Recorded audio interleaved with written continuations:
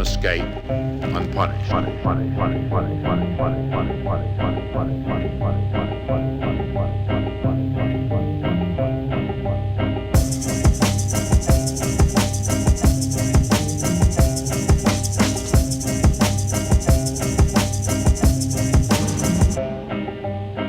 Let the torch pass, fall in the tall grass. Fire alarm, why is disarmed? What do you call that? Call it predictable political cliches. So when the movie ends, the revolution's dead. Replay the sequence of events that led to these deep divisions. I realize the order wrong, people are in prison. The children want to know if I believe in the reptilians. I tell them I don't know, but on the TV I see lizards. When action was in fashion, you were such an easy mimic. Bumper sticker, quote lifting, grip note statistic. Grasp for the strong man, born again cynic. Fair weather firebrand sparked my suspicion. Knew you were the type to take the fight like a gimmick and rock the t-shirt when your sweat wasn't in it. The clock is still ticking for the victim of the future. You wait until they look like you to ever choose, but which side are you on? Which side are you on? Welcome to Cascadia Hockey! Opening track brought to you by Strange Famous Records. That is B. Dolan with Which Side Are You On? A classic Union song. Yes. And I feel like that was probably a little foreshadowing for the big news yesterday. Based on some topics we're going to be talking about today. I think hockey season's here, so now it's not just I'm ready for hockey, it's I'm ready for my team to beat the shit out of your team. Okay. I thought maybe it was the Union connection. Too. That too. But, yeah, welcome back to Cascadia Hockey, brought to you by Buried Puck Threads. I am your host with the least, Corey Gaston. With me, as always, is our roundtable pundits, puckdents, if you will. Puckdents. I like it. That's a stretch. I know, that was weak sauce. Behind the board, master misanthrope, leader of men, and founder of Buried Puck Threads, one Mr. Aaron Piper. Good morning or good afternoon, wherever you are listening. Good, different time zone. Good day. I say good day.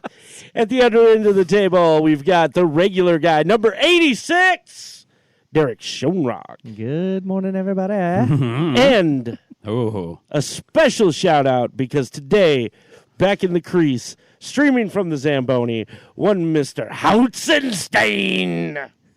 Guys, I lost all my money at the casinos. We knew. So that we did, yeah. We want to let everybody listening up front know at the end there's going to be a GoFundMe page that you can go to, and that will fund Kyle's bus ticket back to La Grande, Oregon. Yeah, exactly. That's as far as where he will be destitute, right? Where he will rot in hell for the rest of his years. life because no one gets out of La Grande, Oregon ever. There's a spot like in the mountains somewhere in Mount Emily where I can just kind of like, it's like a little cave and it's got plenty of good shelter. So riding through the desert on a Zamboni with no name. I like that. Saw you from the desert, from the village. No, actually, I'm in Vegas, but I haven't spent a single dollar gambling yet. Nor will you. You live in Vegas. Yeah, that's what happens to residents. Yeah. They just watch all the degenerates. I'm incredibly tempted by the $5 blackjack signs I keep seeing all over New York, and Excalibur, though, because that's that's more my budget. I'd be more concerned with playing. Lose the $5 I have. Yeah, see, I'd be more concerned with losing money in the fucking slot machine at 7-Eleven. Yeah, yeah, dude. Right. That's the thing here in Nevada. I don't know if you've never been, but like, if you're at like a gas station, like, yeah. All over Nevada, like on your way out, there's going to be a little row of like 4 or 5 slot machines. Yep. Every time. It's everywhere. I was in Albertsons the other day too, and there's a little casino inside Albertsons. It's fucking Albertsons? Yeah. Dude, isn't Albertsons owned by the Church of Latter-day Saints? They got to make that money somehow. I don't know. I'm gonna have to find out. But yeah, like there's the Starbucks, there's the normal little Starbucks, and then right next to it is a little casino area, and they've got like an attendant there. And I remember this because Albertsons was where I first worked when I was like 15, and we had a little casino area, and there was always some attendant there, and that's where our time clock was too, was in the casino part. Oh, that's fucked up. Yeah. Here's your paycheck. Walk by this row of machines on the way out. Hey, so walking through the gift shop after a carnival or an amusement park ride or something. Yeah, dude. Yeah. Do you have to cash your check at the cage? Yeah, exactly. They pay you in chips. Yeah. Here's your check. Do you want it to that times 7, or would you? Do you want this in American dollars, or would you like this in colorful little casino chips? because if you take the chips, we give you the steak buffet. Yeah, exactly. And it's that's a good deal. We've just integrated down into fucking horrible cliche casino jokes now. I love it. Derek left. Derek's gone. Derek's like, fuck you. I just pulled the string and I'm watching you guys go. He's on his way to the casino. There's a snake in your boot. Here we go. So Kyle, how is Nevada, Holmes? How is it to be home, man? Dude, it's really good. Like I feel like it was, even though I'd only been to Vegas like once before I moved down here. It felt comfortable kind of coming back to Nevada itself, and I wasn't nearly as like anxious about moving someplace new as I normally am when I go somewhere else. You know, just making sure everything, goes right and I get there okay and whatnot. But like, yeah, it just felt good because I have a lot of family and friends down here already, and I'm doing a job that I enjoy and I like. So my biggest concern was that like, I don't know, I screwed something up on the ice or something, or one of my main habits was, completely off and wrong from what, the NHL does. So, but no, everything's been great so far. I've been driving Zamboni a lot. I got the ice all nice and ready for the preseason game against Arizona the other day. God, I think I did like four floods or something on it. And, nice. Yeah, it's really cool. Like, I've been telling a lot of people that it just still doesn't feel real. Like it still feels like I'm going to wake up or something, like back in Tacoma, still in the Army or something like that, And it started to really hit me on game day though, when I'm driving the Zamboni, right, and I'm driving across center ice, and I'm driving over the big ass Knights logo, and they're testing all like this. They're doing a lot of sound tests and light tests and all this stuff. And they're like, okay, we are testing the goal horn in 1 minute, testing the goal horn. And I was like, oh shit. And I was like, I hope they give like a 3, 2, 1, because otherwise I'm just going to be scared. And like, everyone's going to see me like jump in the Zamboni seat. And I'm going to like, steer the thing off the ice or something into the boards. But no, it was really cool. This place is definitely the loudest arena I've ever been in though. Like just by like the music and the sound effects and all that stuff they got going on, it's most certainly the loudest of like anywhere. Like it's pretty intense. Are there slot machines in the bathroom? No, actually, that was something I was curious about. Like I didn't ask anybody, but like I was like, I wonder if they actually have like any like gambling machines in the building, and there aren't any at all that I've seen anyway. Do they even have like a sports betting lounge or anything in there? That I don't know. But if you just go like across the parking lot into New York, there are certainly sports betting lounges in there. Yeah, I would be hesitant to say that they would have sports betting on the premises. So Philadelphia just announced that next year they will have a sports betting lounge in the Wells Fargo Center. Just blowing it right out of the gate. And the NHL allows it now. Oh, yeah. They allow betting going on for the games. And Revenue. I think largely that's based on, Vegas becoming, part of the NHL. So yeah. Sure. Yeah, the NHL loves it, dude. They're like, yeah, whatever can get us money, go spend it. I'm glad they did. I'm glad they did because it really just opened the door for every other sport that's wanted to dip their toe there, but were hesitant. I mean, like we mentioned before, NASCAR has 2 races there a year now instead of just 1. Yeah, that was just 2 days ago. Yeah, too. This weekend was the second race, and it was the first race of the playoff, the NASCAR playoff. Okay. So it's a big deal, man. Yeah, And then you have obviously the NFL is going there next year. I would say within 5 to 7 years, one of the Florida baseball teams will probably be in Las Vegas. I think so. Or maybe the Padres, maybe even the San Diego Padres. It's always possible. But this city is absolutely prepared for relocating teams. Oh, absolutely. I heard, I don't know how true this is, but I heard a rumor that we were about to get the New Orleans Pelicans from the NBA. And our building, T-Mobile Arena, is set up for an NBA team. There's a section with like NBA locker rooms. That wasn't an accident. No. They are ready like for everything. Like there's a place for a football team soon, and there's going to be a place for a baseball team, and NBA, all that stuff. Like Vegas is really, really gunning hard for these pro teams to come in. Vegas seems legit. I was listening to Mike McKenna, just joined the broadcast team there with the Knights, and he was talking about when he used to play with the Las Vegas Wranglers back in the day, which I believe was ECHL or something like that. But he said, dude, we had huge support for that level of hockey at that moment in time. He's like, it doesn't surprise me that the NHL is taking off here. Yeah. Yeah. So, so do you think the introduction of other professional sports in Vegas will hurt the Knights at all? That's what I've been wondering about that too, because one of the things that I've noticed while driving around Vegas is the amount of people who have Golden Knights anything on their cars. Like, and it's a surprising amount because, I've been to other cities and stuff and you see that stuff too, but like the amount, it's almost like 1 out of every 2 or 3 cars has a like Golden Knights sticker or Golden Knights license plate cover or the actual license plate. Once in a while, you'll see the Raiders though, because they also have like state of Nevada now has Raiders. What do they call them? Like special license plates, Oh yeah. Is that the vanity now plate? There you go. Or next year? Next year. Okay. No, yeah. The Raiders aren't here yet. I drive by the. I wouldn't expect, like it's fucking football, I guess. I'm not really too concerned about it, but but it's cool to see. It's cool to see that like the stadium's going up. I drive by it every day, and I guess UNLV's football team is going to be playing there too. That'll be their home stadium. Oh yeah. What I thought was interesting, I was down in Vegas in April for my 40th birthday, and seeing a lot of Raiders memorabilia being sold.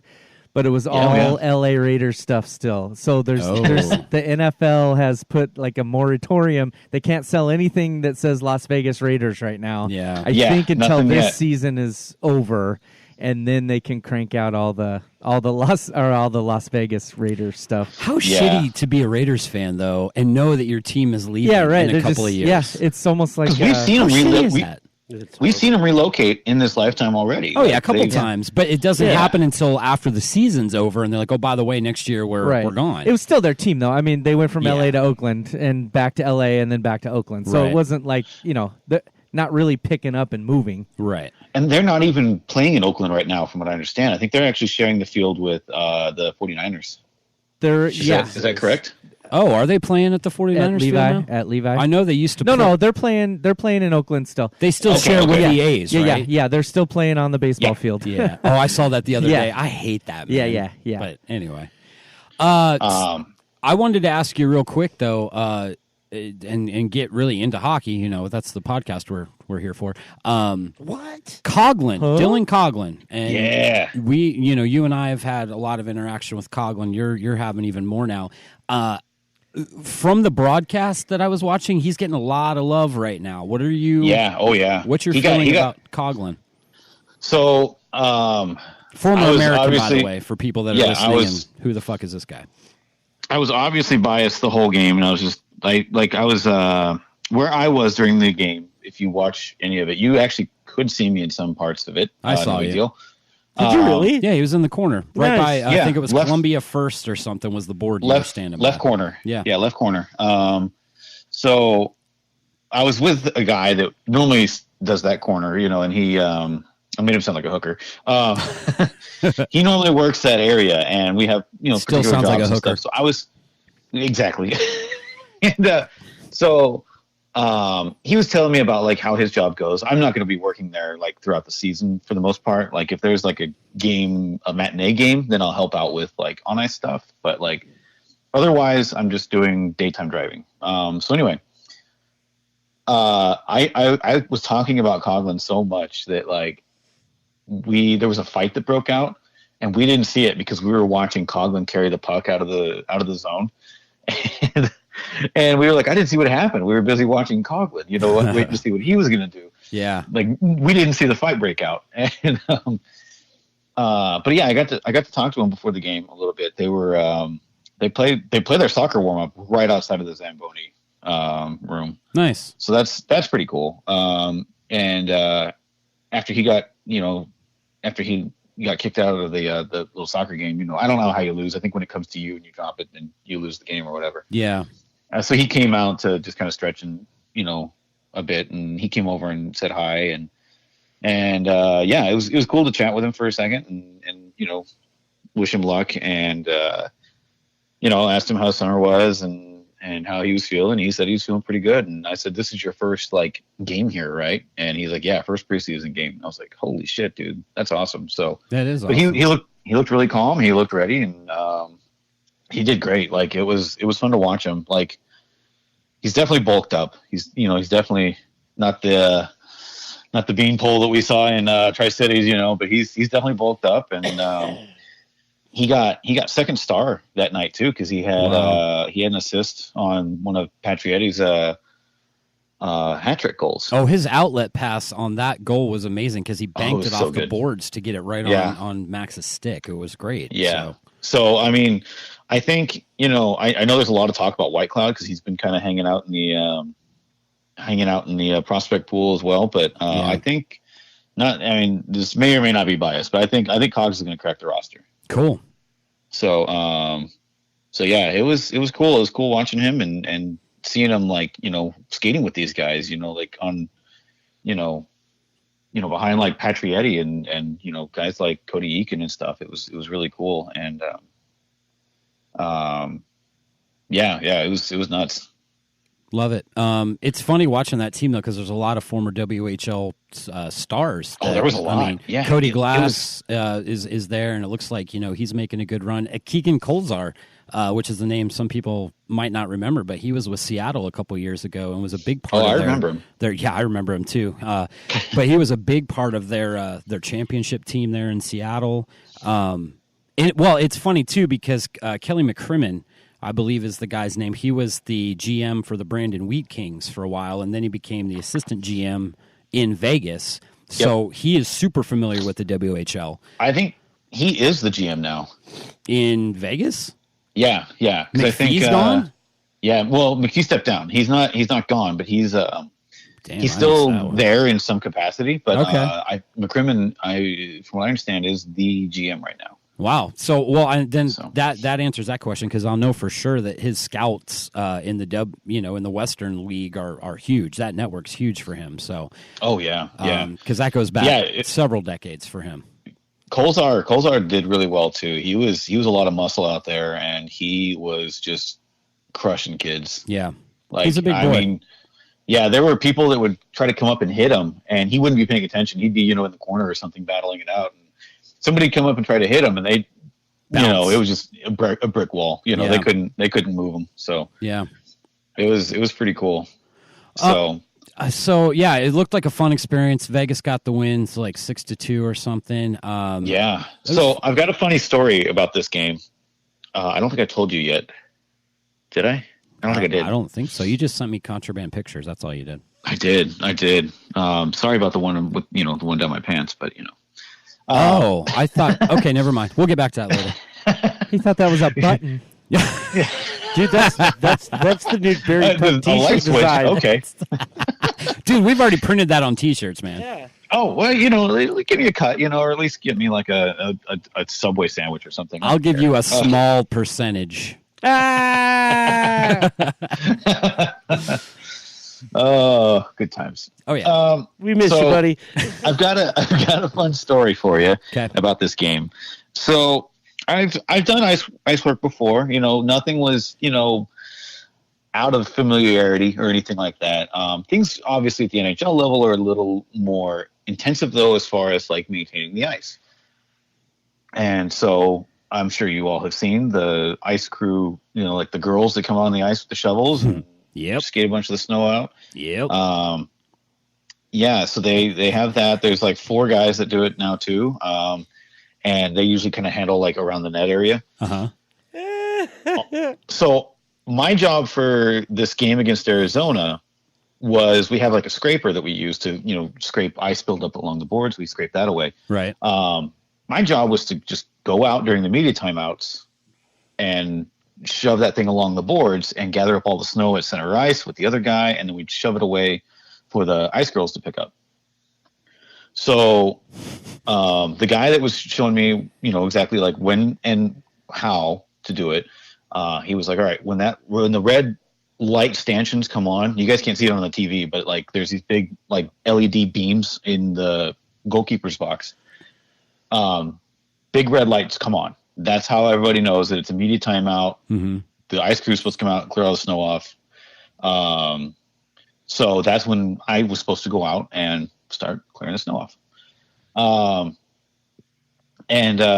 So I think we're still in the first period when this happened. Two or three of these have happened already. I watched the guy do it. I'm like, easy enough. He's like, if the players get in the way, just, say, hey, I'm behind you. Or if they don't move, then just go around them kind of thing.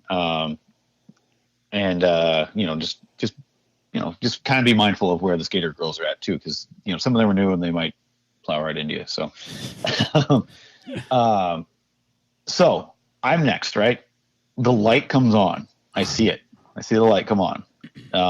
And so I open the door and then the guy's like, all right, you're good to go.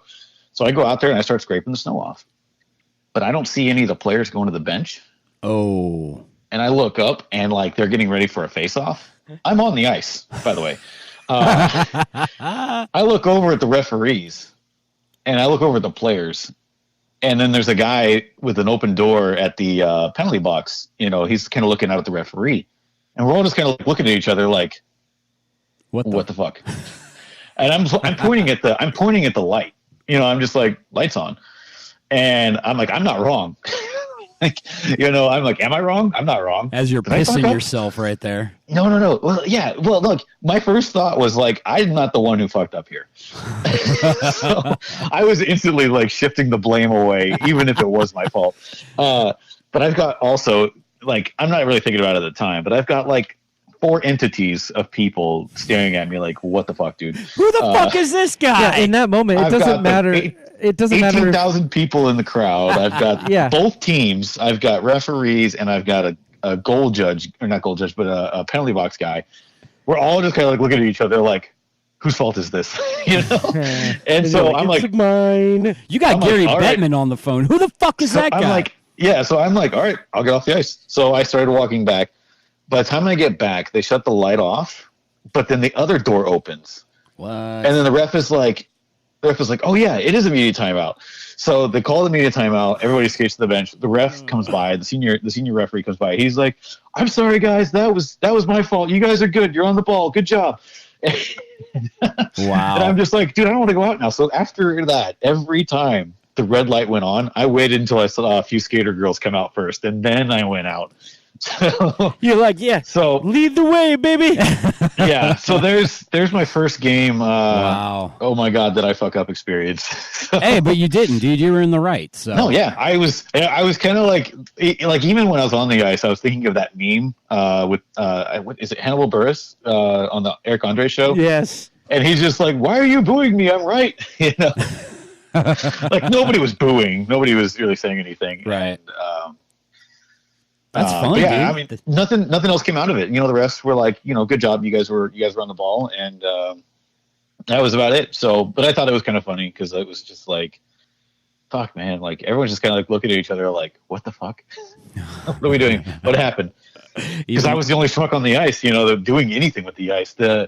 I guess I talked to the guys at the other gate, and they said they had the door cracked, but they weren't sure what was going on because nobody was skating to the bench. Yeah, makes sense. So. That's funny, man. That's you had security running out after you. It's a crazy fan. Oh wait, no, he works there. Never mind, we're good. Yeah. Well, I mean, security was there, at the door with me, so yeah, they didn't do anything. Nice. Well, from now on, I'm going to look out for you. First period of every game to see if you're running out on the ice by yourself. I'm wondering if you see my dumb ass going out there. I'm afraid to look back and see it. But I want to watch it. Yeah, I'm sure it's there. I've got the NHL because it was the face-off was on my end. Nice. I've got the NHL subscription. I'm going to go back and watch that archived game. So, beautiful. Perfect. I'm sure throughout the season we're going to have plenty of stories from you because it's just going to get crazier from here on out. I want to talk a little news though, and this is a big one. And your casual hockey fan might not really realize how big this is, but it's huge. Both the NHL and the NHL Players Association voted not to reopen collective bargaining agreement talks after this season, which is huge, which adds now 2 more years. 3 total. Yeah. So we're going through the end of 2022. Yep. That's huge. Because if you haven't been following hockey very long, usually about the time the term CBA comes up, it means we're going to be met with at least half a season gone because of a lockout. At least. We all lived through the 04 debacle. God rest that NHL soul that year. But so now, and this is where it's big to me, is because Seattle was really pushing to get into the league in 2020 because they weren't sure there was going to be a season in 2021. And the league gave them the team for 2021. So now they're going to get at least a season in before any sort of lockout happens. So you're welcome, Seattle. You're welcome. What do you guys think? Well, there's an option for another 3 years. So what they're saying, so it could be 10 total. The implications of this could be another 6 years total. Wow. Of peace. That would be one of the longest under Bettman's watch. Absolutely. And both sides are cooperating so far. So, I mean, it really looks good. Like we should be smooth sailing for at least 6 more seasons. Wow. So it's a big deal. That excites me. Yeah. Has there been anybody down there? I mean, you being in, NHL, around NHL stuff now, does anybody talk about that? Or is it just like, meh, it happened, we move on? What? I haven't. The one guy that I was working with, there's a couple guys on I have a great ice crew. One of them loves the job but doesn't really follow hockey very much. So that's the next thing I was going to ask you. Are these guys even big hockey fans? One of the guys though, he's really into it. Like he even went down to California to watch the Knights at the tournament in Anaheim. Nice. Okay. And we mentioned it yesterday. We were both just kind of, or not yesterday. Was it yesterday? No, I don't think I've talked to him about it yet. I think we talked about. What did we talk about? We talked about a couple signings, but I don't think I've had a chance to talk to him about the CBA thing yet. But I haven't really heard a lot of talk on it. I'm sure when we kind of reconvene for hockey stuff again, then I think it'll be talked about more. So yeah, it's big. I mean, for people that just get on the plane and sit down on the seat and fly to their destination, they might not realize the pilots and air traffic control are talking real nice right now, so everything should be smooth sailing. Did you like that analogy? I don't even know where that came from. I did. I liked it. That was good. That was solid, dude. I'm going to trademark that. Yeah. No, but I mean, Sure, so keep it. that's big, which means that both the owners and the players believe that they're getting the best deals right now for both sides, so that's big. Speaking of deals, quite a few RFA dominoes finally fell over the last week and a half. It started with Mitch Marner getting an insane $10.5 a year deal. That was a lot to me. And I'm only getting 10% of that. You're only getting 10% of that. Yeah. As his legal counsel. Yeah. I don't know. I mean, Mitch Marner's good. Don't get me wrong. But that's a lot of payroll now locked up in Austin Matthews, Mitch Marner, Nylander. Dude. But that line's going to be heavy. Is it? But is it? I mean, that's the thing, though. Nothing's changed dynamically with that team over the last couple of years, and they've been underachievers. Dude, I honestly think it's going to work out. I hope so. I would like to see Toronto get one at some point. I mean, that's the mecca of the hockey world, so. Yeah. But, Vegas first. Yeah, Vegas first. I'm definitely going to become a lot more biased, but oh, sure. Anyway, go on. So Marner's locked in, and then I believe shortly after that, Ivan Provorov in Philly was locked in, which made me extremely happy. I'm a big Provorov fan, and I think he's going to have a really good year this year. He got locked in for 6 years, I believe $5-something million a year, so he's getting paid. Then Charlie McAvoy, another big one in Boston, got signed. I believe just 5.5 or 6.5. I forget what his was. For 3 years. Then Travis Konechny, who is another one I really like. I do have to say, though, Konechny really took a chance on his holdout because in that organization, there's a lot of talent behind him that could have filled that role. And so he took a big chance. I think Konechny, a big part of him is his personality on the ice. He's fun. He's fun, man.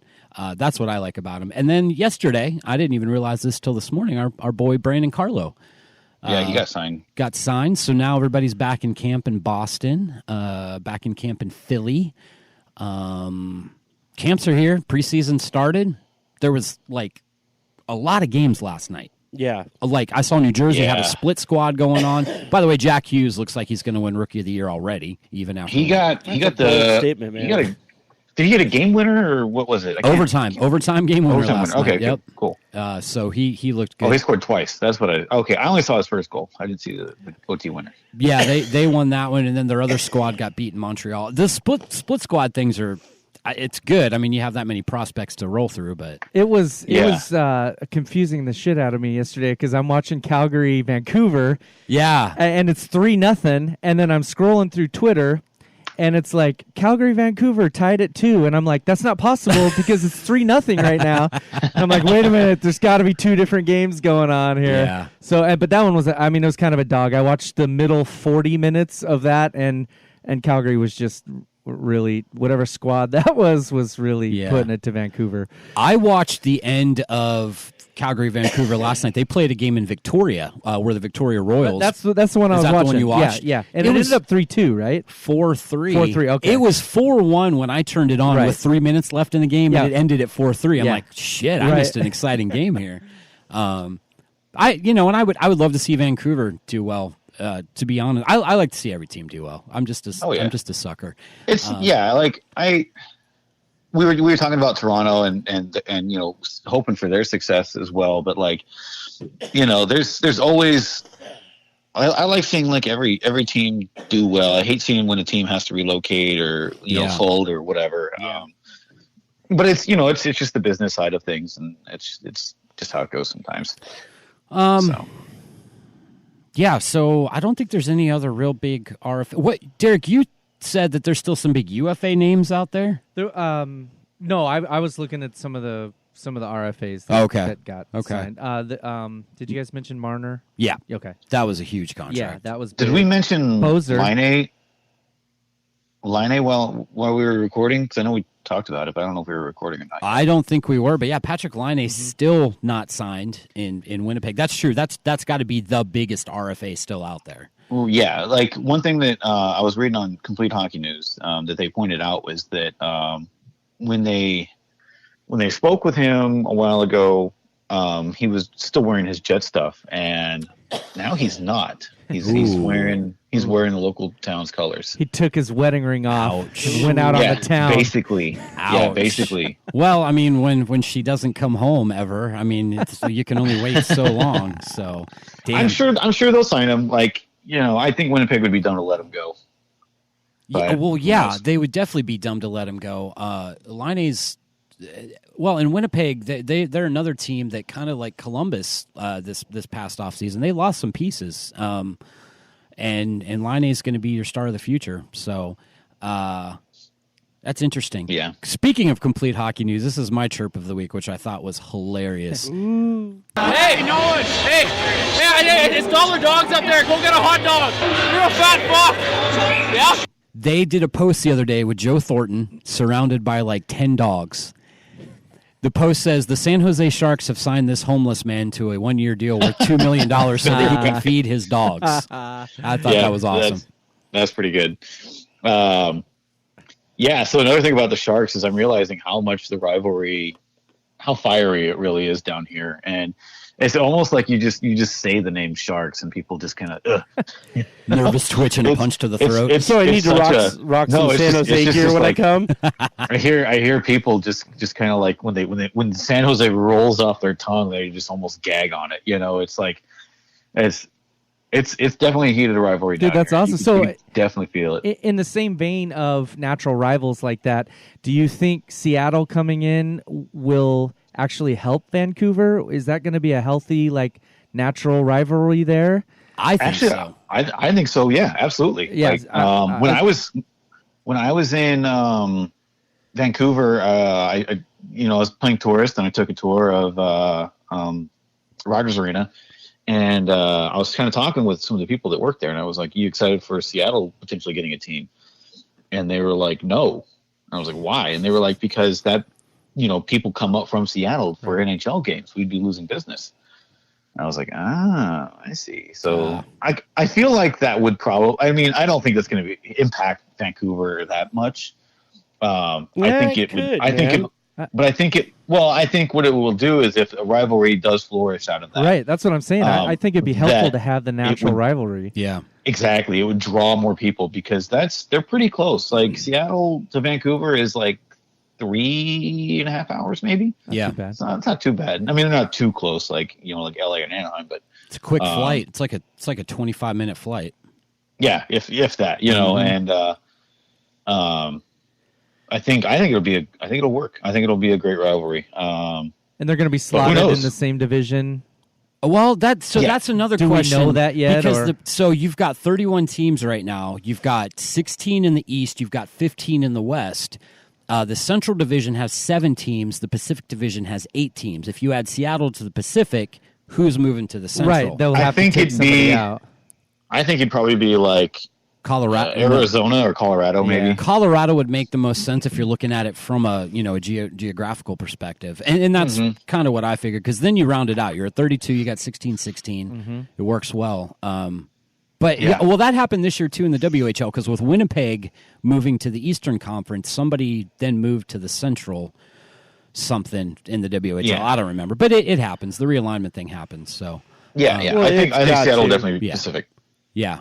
Yeah, and that, man, I tell you what, the Pacific Division, there's some fun teams in that division. So Oh yeah. Um, And it was funny because when Vegas became a team, I thought their rival might have been like Arizona or LA. But like yeah, really it's only because San Jose was kind of like the even match right. and just that, especially between like Reeves and Vander Kane, like that really sparked things off too with those two Oh, kind of yeah. going at each other. Yeah, that. So Well, and plus too, you say people hate Sharks fans down there. I'm assuming if you say like Major and Sharks in the same sentence, they probably their heads just explode. no, seriously. So like every time it's brought up, it's just kind of like if we don't talk about that, kind of thing. Like it's really funny. Like I mean, they're not like seriously like.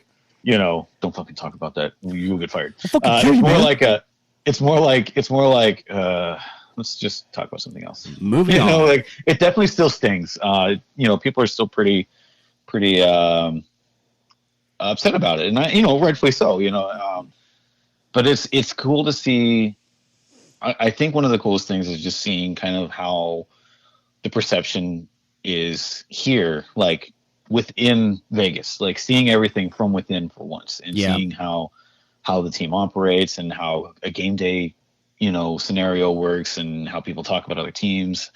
And the cool thing about Vegas too is that, this is our 3rd season and He's already said everybody I here. caught that. Yeah. No, I mean, I have another funny story about that too, but I'll tell you that in a second. But you see how much of a melting pot it is because everybody has been a fan of another team, either that or they became a hockey fan when the team arrived, and it's really cool to see because I work with people who are also Buffalo fans, who are also Islander fans, LA, like it's. You all right over there? Yeah, it's just as much shit as we've talked about the Islanders. Oh, I know. Oh yeah, but like it's really cool to see because it's either like people who have been hockey fans for life or people who have fallen in love with the game because the team showed up here. So I have a question in regards to this topic though.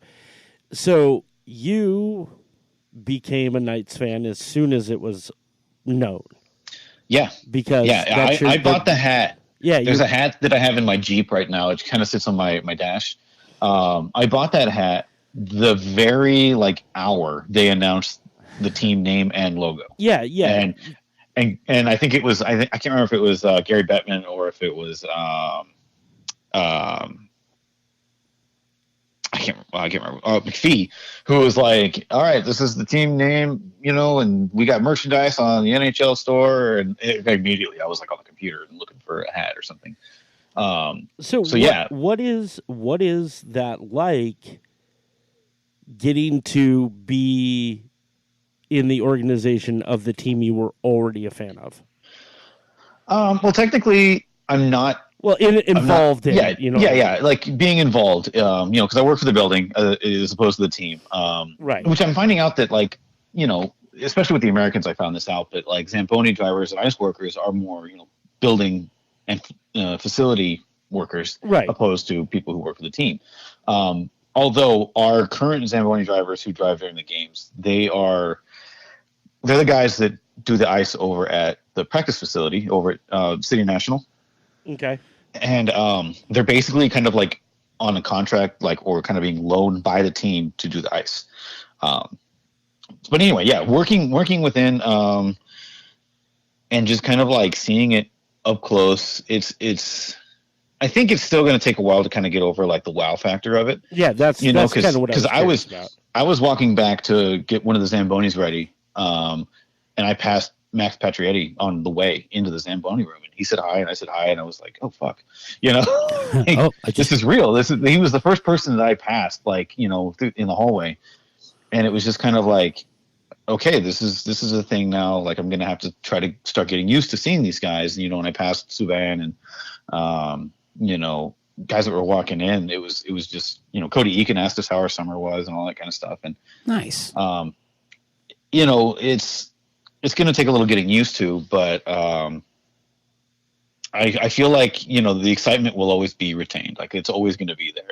And I think during, like, even when I was watching AMS games and I was working the ice for the AMS, it was always still, you always feel like you always will be a fan. You always will be, celebrating the goals and, getting excited and being at the edge of your seat. Working in hockey, is a different experience from being the casual fan, for sure. Because you help put the game on, and I don't think a lot is going to change as far as kind of being a fan to now. Obviously, I'm going to see a lot more of the inner workings and get a little more like FaceTime with the people who put the show on and are the players and all that kind of stuff. So yeah, I don't think a lot's going to change in that aspect. But it's definitely, there's so much to it. It's hard to like describe like really how it feels, being on the inside of it now. Did you cry? That's a yes. That's all you need. So here's my thing. Like I said, it still doesn't feel quite real. It still feels like kind of a dream. When we were putting in the center ice logo, when we finally rolled that out and we're putting it in place, that was a moment. That was really cool. Yeah. For me, like, it was like, okay, it's becoming more real. When they were testing out the opening video, I don't know if you guys have seen it or not, or where you could see it otherwise. The intro video, I think they're just using for preseason. It's got like a really heavy, like epic version of Smoke on the Water. Oh, nice. And there's lots of fire and, all that kind of stuff in the video and the players and stuff. And it was really cool seeing the people cheering on, like, whenever Fleury came on or when Revo came on. It's cool to see this side of it, for sure. But I think, everybody's, still a fan. All the ice crew and all the guys that I work with, we're still all fans. We're still all, lovers of the game. You get used to kind of the wow factor, and you get over being starstruck and stuff when these guys come onto the ice. But like, there's always going to be something that just kind of like, this is really fucking cool. It's always going to be there. Well, even when I was with the Americans, like, I always had that. Well, dude, you've had a good run of fandom working out for you. Yeah. Oh yeah. But I mean, like your involvement with Trivium and all those kinds of things. Yeah. Like you've led a charmed fan life as far as that goes. Yeah.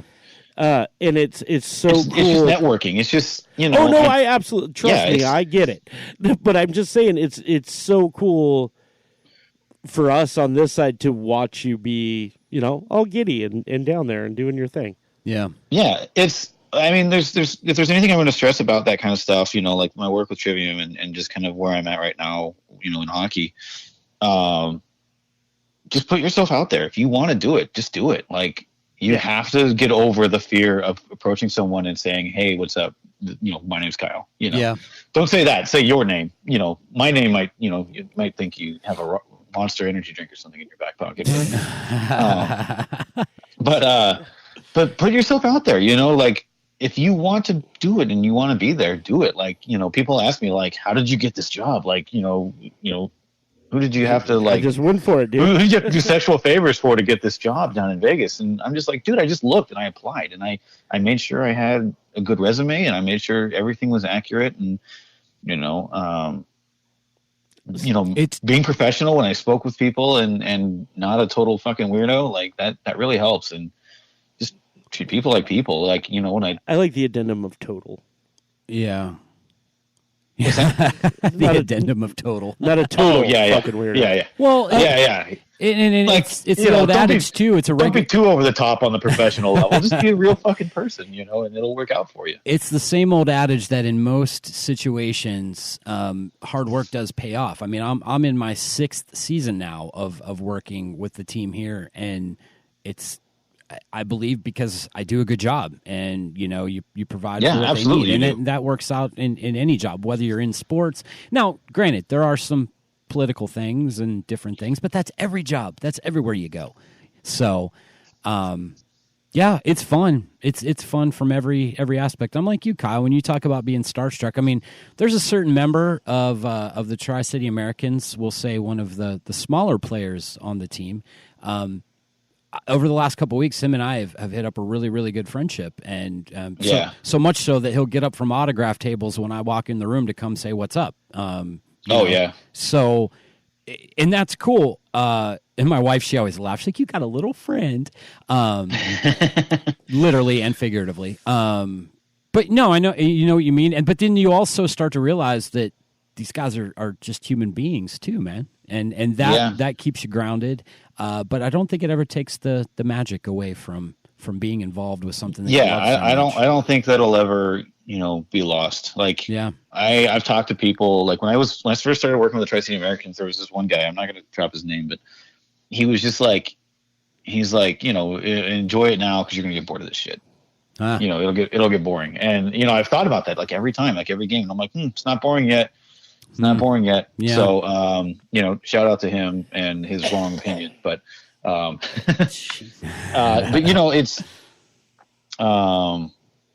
it's, it's been really fun. And, obviously, like I have the Tri-City Americans and, Frankie, my old supervisor in Tri-Cities, to thank for, giving me an opportunity and helping me out and supporting me and stuff. And it's been really cool. Like, and knowing full well you wouldn't be where you are without the listeners of Cascadia Hockey. Very exactly. True. Exactly. I didn't want to say it's funny because I've talked to a couple of people who were listeners who I have never met before. And that's awesome. And they were like, yeah, we really enjoy it and stuff. And it makes me, it's feel good, that we all like talking about hockey, and it's actually effective and people are enjoying it. So that's really cool. We're coming for you, spitting chicklets. Oh, I don't know about coming for you, Biz. Can you imagine being in a chirping war with Paul Bissonnette? No.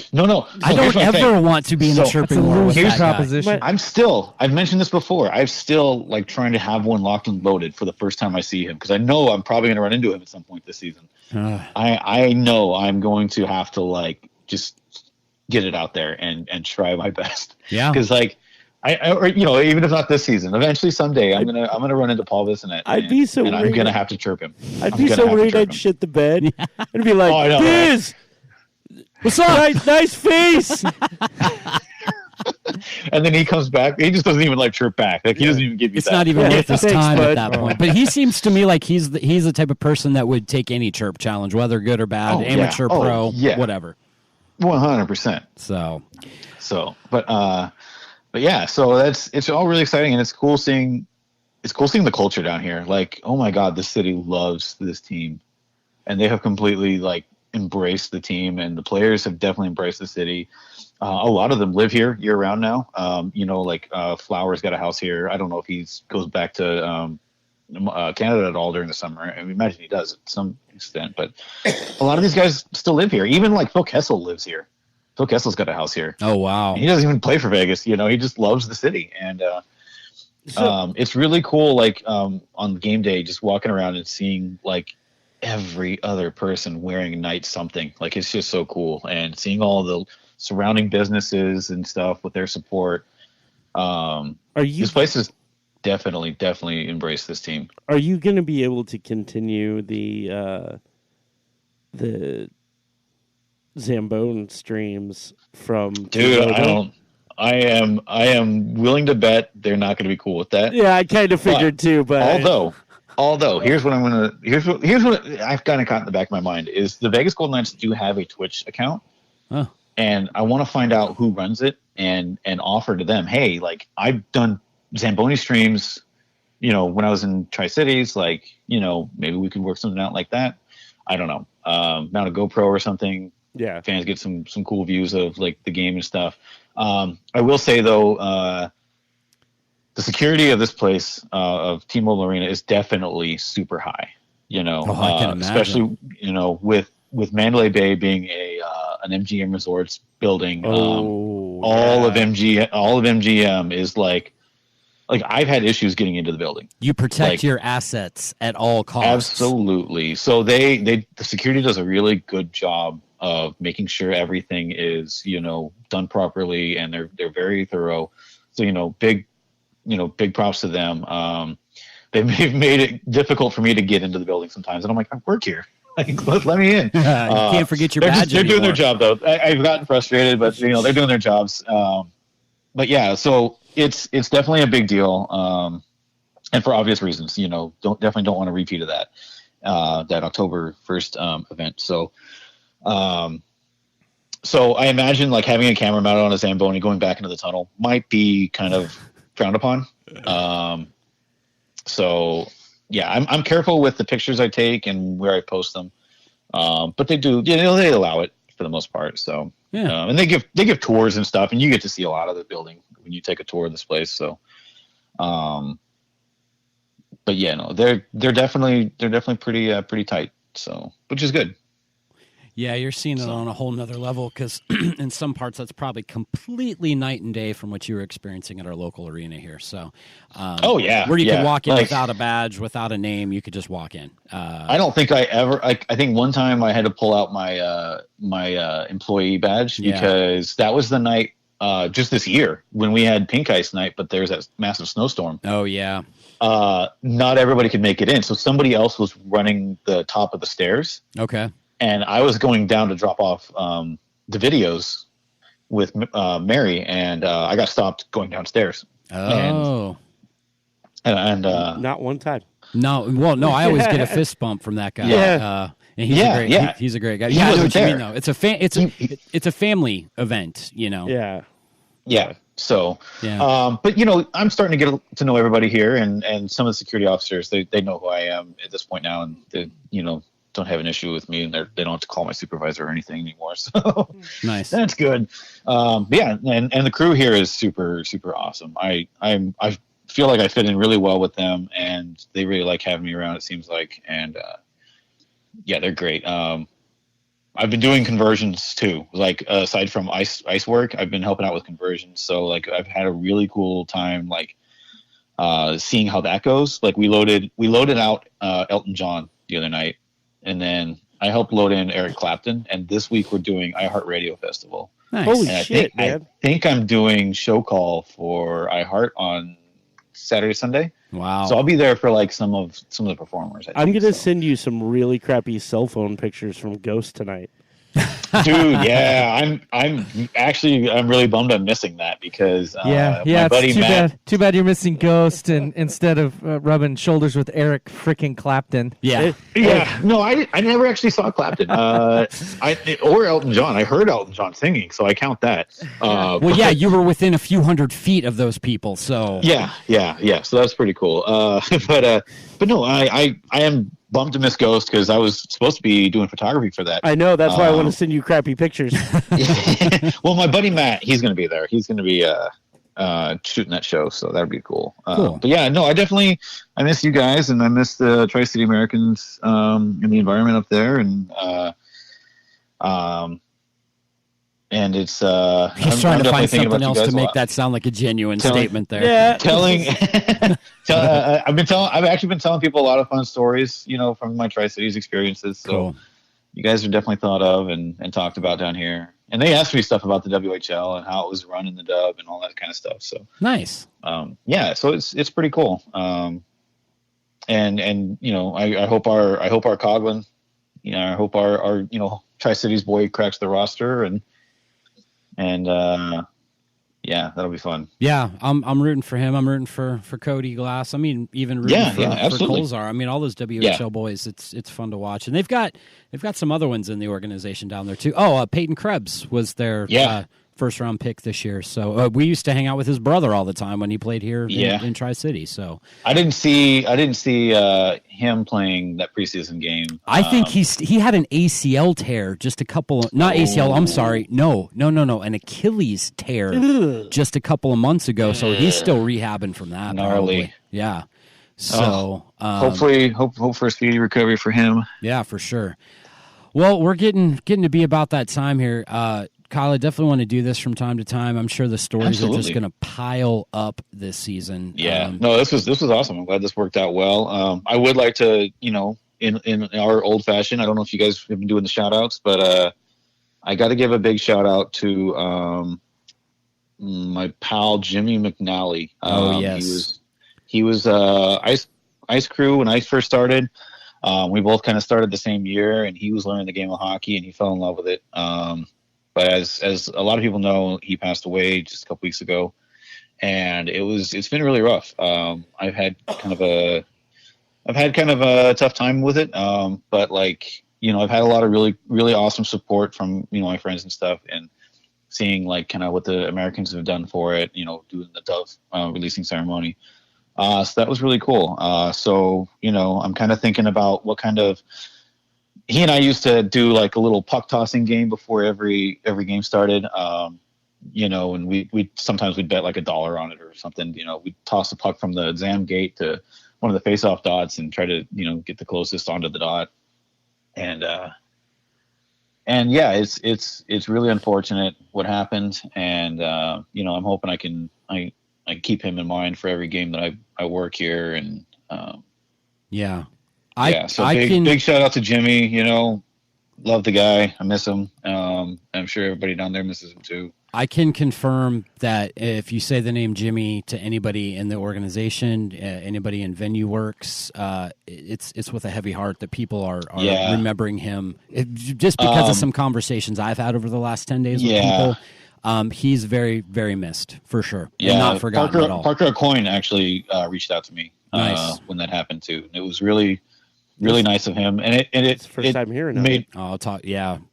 What's that? Off air. I'm tearing up. It's the first time hearing it. Yeah, so. It was really sad. He was definitely he loved the game, and not he loved, Jimmy Butcher. His biggest thing. Yeah, okay. His biggest thing was tossing pucks to kids. He just loved seeing kids light up, and it's really, really unfortunate. But it's really good that we've got a really good hockey family in Tri-Cities, and everybody has kind of banded together and kind of we're all feeling the pain on it, but we're all a hockey family, and it really it's been really cool kind of talking to others and reminiscing and sharing pictures and stuff. Yes, and with that in mind, always remember there is help. Suicide doesn't have to be the answer, so we'll just put it that way. Anyway, let's end on a lighter note. Corey, we need to give a shout out to our people that let us do this every week, because it's a great studio up here. AC, which we won't need much longer, but we'll still crank it anyway. Well, yeah, because we're big, hot-blooded guys. When you guys are done with it, send it my way, because we're just getting down into the 90s for the first time this summer. Goodness, dude, it's supposed to be 95 all week here. It was 52 when I woke up this morning here. We're talking about the weather. Yes, we are. Yeah, dude, and you were talking about traffic with everybody with stickers on their cars, so we're good. We got it covered, man. Good.